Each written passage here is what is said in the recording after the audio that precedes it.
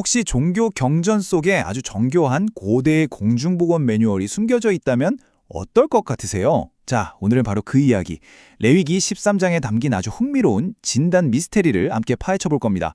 고대의 기록이 현대의학과 얼마나 놀랍도록 닮아 있는지 보시면 아마 깜짝 놀라실 거예요. 네, 바로 이 질문이 오늘 우리가 풀어갈 핵심입니다. 아니, 어떻게 수천 년 전의 텍스트가 마치 현대의 질병관리청 지침처럼 이렇게 체계적인 프로토콜을 제시할 수 있었을까요? 자, 이 질문을 머릿속에 딱 담아두고 한번 따라와 보세요. 우리의 조사는 이 모든 과정이 시작되는 바로 그 첫 번째 명령에서 출발합니다. 모세와 아론에게 주어진 아주 구체적인 지침이죠. 자, 이게 그냥 이렇게 해보세요 하는 권유가 아니었어요.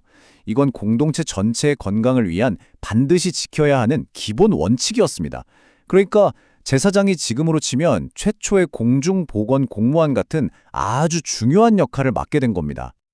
그럼 이제 제사장이 따라야 했던 그 단계별 절차를 한번 자세히 들여다볼까요? 이게 꼭 현대 의사들이 진단 차트를 따라가는 거랑 비슷해서 정말 흥미로워요. 이 4가지 단계를 한번 보시죠. 첫째, 일단 제사장에게 환자를 보입니다. 둘째, 제사장은 핵심 증상이 있는지 꼼꼼하게 살피죠. 그리고 바로 판단하는 게 아니라 셋째, 섣부른 판단을 막기 위해서 7일 동안 격리를 합니다. 그리고 마지막으로 일주일 뒤에 병이 더 퍼졌는지 다시 한번 검사하는 거죠. 굉장히 체계적이죠? 정확한 진단을 위한 아주 정교한 설계라고 볼 수 있습니다. 당시 제사장이 찾던 특정 질병은 바로 차라아트라고 불렸습니다.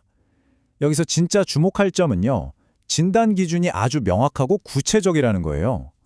환부에 난 털이 하얗게 변했는가, 그리고 그 상처가 주변 피부보다 더 깊이 파고들었는가, 딱 이 2가지 시각적인 조건만 확인했습니다.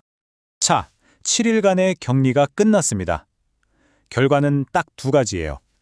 만약 병이 더 퍼졌으면 부정하다는 판정을 받게 됩니다. 하지만 병이 옅어지거나 그대로라면 이건 그냥 일반 피부병으로 보고 옷을 빤 뒤에 정결하다고 선언했죠. 여기서 가장 중요한 판단 기준은 바로 병의 확산 여부였습니다. 자, 이제부터가 진짜 재밌어집니다. 이 고대 법규에서 가장 직관에 어긋나고 또 그래서 가장 흥미로운 부분으로 넘어가 볼게요. 상식적인 논리를 완전히 뒤집는 것처럼 보이는 규칙이거든요. 화면을 한번 보세요. 이 극명한 대조가 보이시나요? 병이 조금이라도 퍼지고 있으면 부정하다고 판정하는데 정말 놀랍게도 병이 온몸을 완전히 뒤덮어서 새하얗게 변한 사람은 오히려 정결하다고 선언합니다. 아니, 이게 대체 무슨 말일까요? 상식적으로는 정반대여야 하는 거 아닌가요? 잠깐 한번 생각해 보실래요? 왜 증상이 가장 심각해 보이는 상태가 오히려 깨끗하다고 판정받았을까요? 당시 사람들은 어떤 논리를 가졌던 걸까요? 설명을 보기 전에 한번 추측해 보세요. 그 이유는 바로 이겁니다. 고대 사람들은 병이 온몸에 완전히 드러났을 때 이건 더 이상 활발하게 퍼지는 전염 단계가 아니라고 본 거예요. 말하자면 병이 이제 자기 할 일을 다 했다. 즉, 병의 과정이 끝났다고 판단한 거죠. 그런데 말이죠. 여기서 아주 중요한 예외 조항이 하나 있습니다.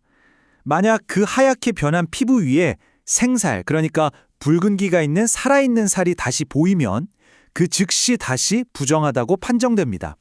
이 생살의 등장은 곧 병이 끝난 게 아니라 다시 활성화되었다는 아주 위험한 신호였던 겁니다. 자, 이제 조사의 범위를 좀 더 넓혀보겠습니다. 이 놀라운 진단 논리가 사람에게만 적용된 게 아니었거든요. 정말 놀랍게도요, 이렇게 퍼져나가는 오염이라는 개념이 옷이나 가죽 같은 사물에도 거의 똑같이 적용됐습니다. 사람의 피부병을 진단하던 그 관찰, 격리, 재확인의 논리가 그대로 사용된 거죠. 자, 물건은 어떻게 처리했는지 한번 볼까요? 이것도 사람을 진단하는 과정과 놀랍도록 유사합니다. 먼저 푸르거나 붉은 점이 보이면 제사장에게 가져가서 격리하죠. 그리고 만약 그 오염이 퍼지면 그 물건은 반드시 불에 태워 없애야 했습니다. 세탁 후에 옅어지면 그 부분만 찢어내면 됐지만 만약에 다시 재발한다? 그럼 가차없이 물건 전체를 태워버렸습니다. 아주 단호하죠. 자, 지금까지는 좀 의학적인, 임상적인 진단 관점에서 살펴봤는데요. 이제부터는 부정하다는 그 선고가 한 사람의 인생에 어떤 의미였는지 그 무서운 사회적 결과를 한번 들여다보겠습니다. 이 외침은 그냥 자신의 상태를 알리는 말이 아니었습니다. 이건 법에 따라 반드시 공개적으로 외쳐야만 했던 선언이었어요. 자기 존재 자체를 규정해버리는 끔찍한 낙인이었던 거죠. 부정하다는 판정에는 정말 냉혹하고 구체적인 규칙들이 뒤따랐습니다. 자신의 옷을 찢어서 고통을 표현해야 했고 머리를 풀어 헤쳐야 했으며 얼굴 아랫부분을 가려야 했습니다. 그리고 가장 결정적으로 공동체가 사는 진영 밖에서 완전히 혼자 살아야만 했습니다. 이 진단은 곧 완전한 사회적 죽음, 즉 고립을 의미했습니다. 자, 이 모든 분석을 출처에 나온 이 해석적인 문장으로 마무리하려고 합니다. 이 한마디는 우리가 지금까지 살펴본 모든 복잡하고 절차적인 규정들을 전혀 다른 차원의 철학적 성찰로 이끌어줍니다. 이토록 정교했던 고대 보건교약은 단순히 전염병을 막기 위한 것만이 목적이었을까요? 아니면 그 이면에 우리가 아직 발견하지 못한 더 큰 의미가 담겨 있었을까요? 한 번쯤 깊이 생각해 볼 만한 질문인 것 같습니다.